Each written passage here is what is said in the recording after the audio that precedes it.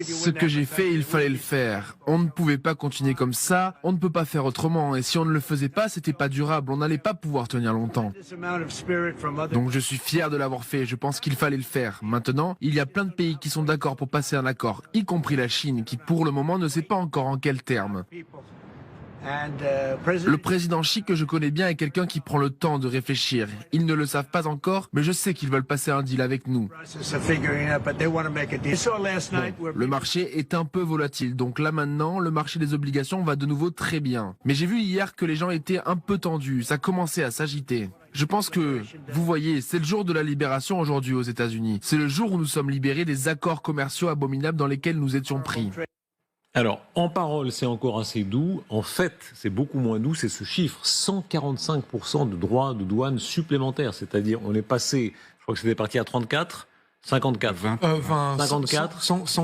Oui, on perd le chiffre, là. Ouais, non, 104. Moi, je les ai, là. 34 plus 10, ça faisait 54. Et ensuite, on est passé effectivement à 104, ensuite à 125 et maintenant à 145. 145% de droits de douane. Ça veut dire zéro exportation de la Chine vers les États-Unis. Mais à partir de 60-70% de droits de douane, de toute façon, les échanges commerciaux deviennent impossibles. Il y a plusieurs choses qui moi, me rendent perplexe quand tout le monde dit qu'il y a une logique dans ce que Trump est en train de faire.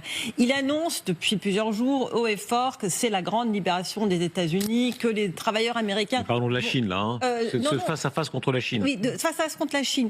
Et là, maintenant, il parle de vouloir faire un accord avec la Chine. Mais il veut quoi? Il veut un accord avec la Chine qui va pénaliser les ouvriers américains, ou il veut qu'on n'achète plus en Chine? Qu'est-ce qu'il veut? Parce que ce qu'il fait n'a absolument aucune logique. Et je défie qui que ce soit qui écoute vraiment ce qu'il dit, quand il passe de « je veux faire des tarifs partout » à « je veux faire des deals avec tout le monde », de savoir ce qu'il veut vraiment et dans quels intérêts il est vraiment en train d'agir. Et c'est ça qui est, pour moi, totalement incompréhensible.